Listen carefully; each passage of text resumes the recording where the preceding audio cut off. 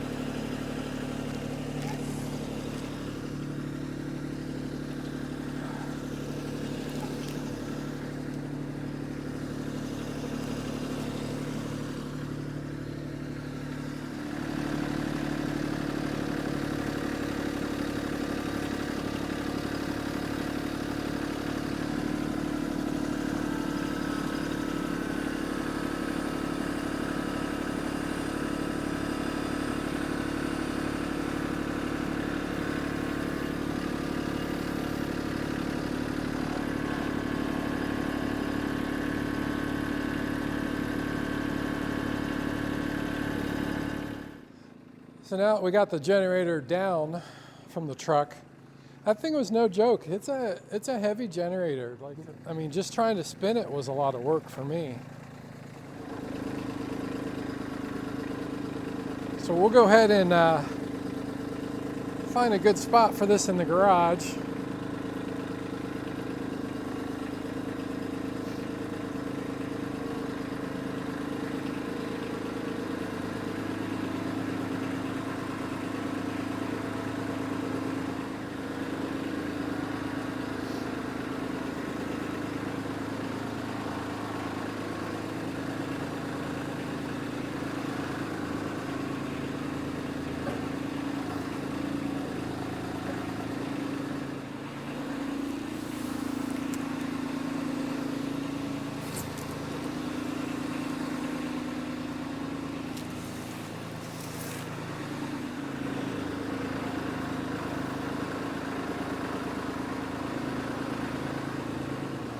So there we go. We got the generator inside, and I'm going to go ahead and unbox it. I'm not going to record the unboxing.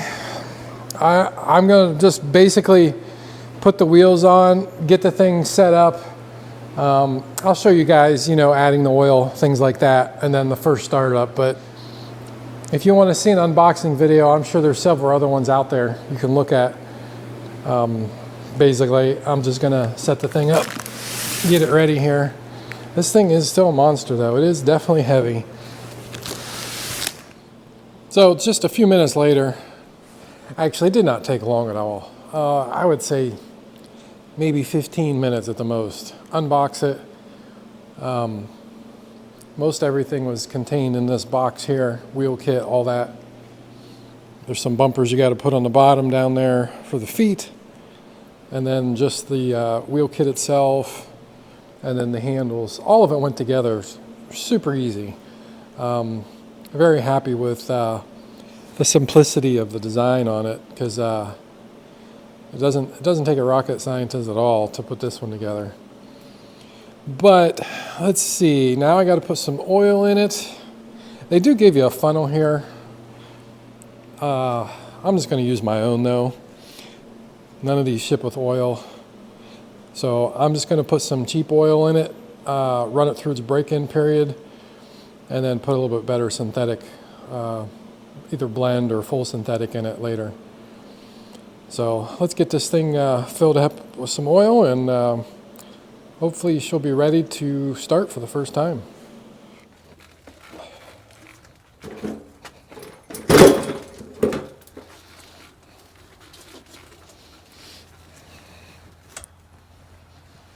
So the wheels on this are very nice. I just able to roll it out over the door threshold in the garage without any issues. So let me position this here.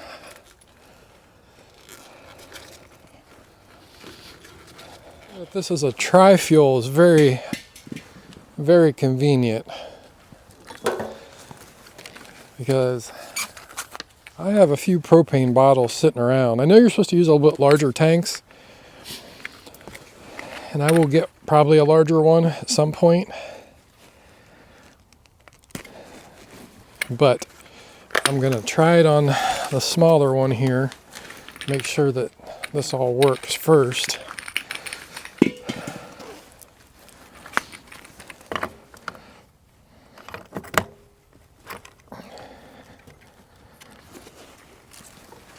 So hook that up. Propane hooked up here.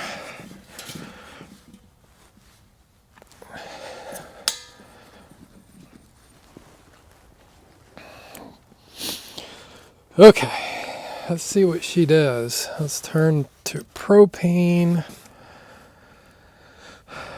We'll turn automatic idle off. We'll turn the generator to run. And let's see here. We got to hook the battery up. So yeah, I didn't really see this in the manual, but there's a quick disconnect on the battery here that's not plugged in. So let me turn this back to stop here. Not that that's going to matter. Let me see if I can get this battery hooked up. Okay, there we go. So that just plugs in. Let me turn it to run. I still don't see any lights or any power yet, but let me see if it'll do anything. Okay, we have green now. So the green start stop is blinking. I assume you hit that again.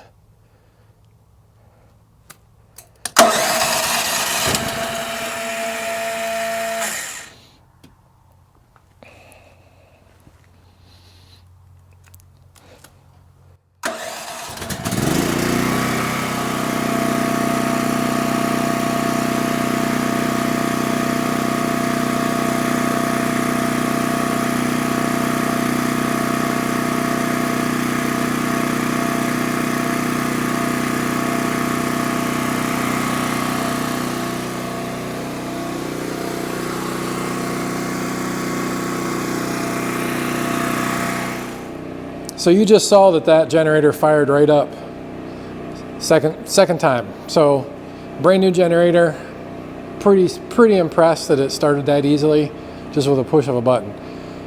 I came inside just because it's cold out there right now, about 18 degrees, and I didn't want to stand out there, and it was kind of hard for you guys to hear me too. So it's right outside here. I mean, it is loud. You can probably hear it in the mic a little bit. If I open the door, you can hear it definitely. But I honestly don't think it's any louder than any other open frame generator that I've had. They're all going to be loud, and in an emergency backup situation, I'm fine with it. You know, my neighbors, they're far enough away that it's not gonna bother them a whole lot either. And to be honest, a lot of them have generators too, so all of ours are going to be running at the same time.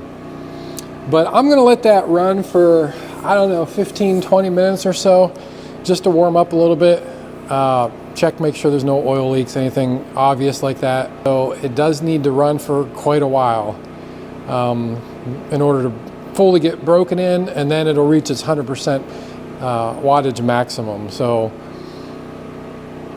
we're going to go ahead and probably wheel that up to the front where we're going to plug it in to the house, and I'll kind of show you where I have that wired up and what I'm going to do on that. But otherwise, we're just going to let that thing run for a few minutes, and we'll see you whenever we get everything else set up. So we're back up at the house breaker panel here, and what I have here is a generator interlock kit that I had installed. And the way this works is, in order for this to power the generator side, the main has to be flipped off. They'll only work one or the other. That just keeps any electric from backfeeding the utility company. But what I'm going to do before that is flip off some of the bigger items here. I guess really, I don't think any of these are running anyhow, but just to be safe, that one is already off. Let's see. Oh, that one actually should be off. We'll flip that one off. Let's see, we'll flip this one off. And let's see. House garage. I can turn that one off. I'm going to keep the big garage on because there's nothing really running in there right now. And then this would be like the range. We're going to turn that one off. AC I don't have to worry about. It's only 18 degrees or whatever today, so should not be a problem. So it's going to go dark here for a second, but I'm going to flip the main off.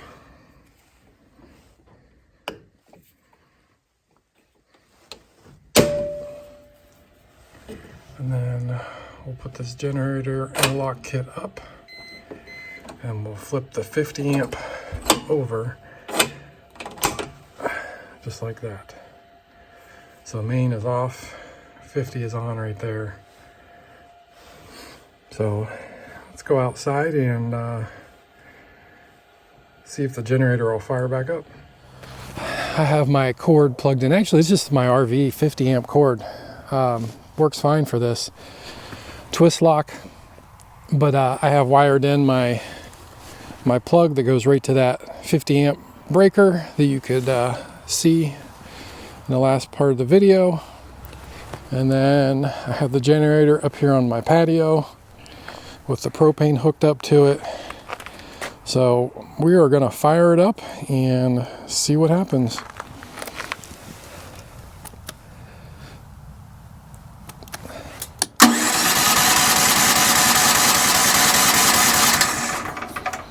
And I had to disconnect this whenever I came up here, so it seems like it may take two each time, 2 starts, whenever you first connect it.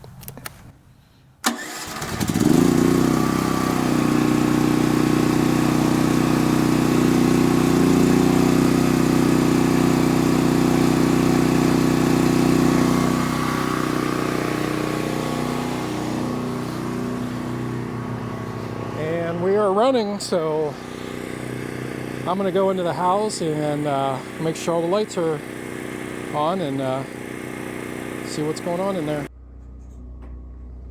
So we are back in the house, and as you can see, there's lights in here. All my computer equipment is running. Everything seems to be fine so far.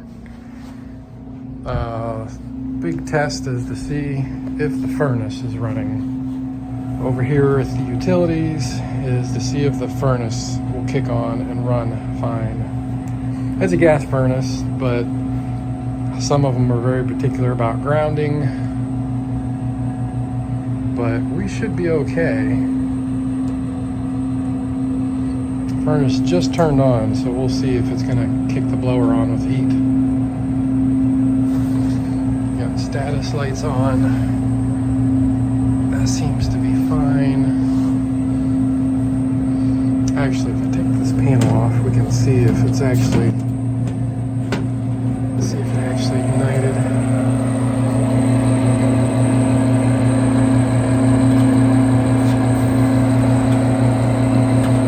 Yeah, we have a flame up there.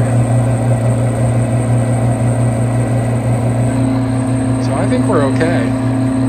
We'll let the fan kick on here in a minute. Make sure the fan kicks on fine once it's up to temperature. So I'm standing underneath one of the ducts here in the basement, and yeah, it's blowing warm air, so I know the fan's on. So I think we're good. We'll do some more testing after we really let that generator run for a while. But for now, it's running the whole house. So that wraps this video up. I got some stuff I got to clean up here, cardboard, get that all taken care of. But I think it was a pretty successful test. Generator fired up, powered the house. Time will tell, I guess. So my next test is just going to be letting it run for a few hours at a time. Try to get to that 30-hour break-in period that I mentioned, and then we'll change the oil again and should be set. But hey guys, thanks for sticking around, and if you guys enjoyed this video, make sure you give it a thumbs up, and if you have any questions that I might be able to help you with, make sure you leave it in the comments below. Until next time, take care.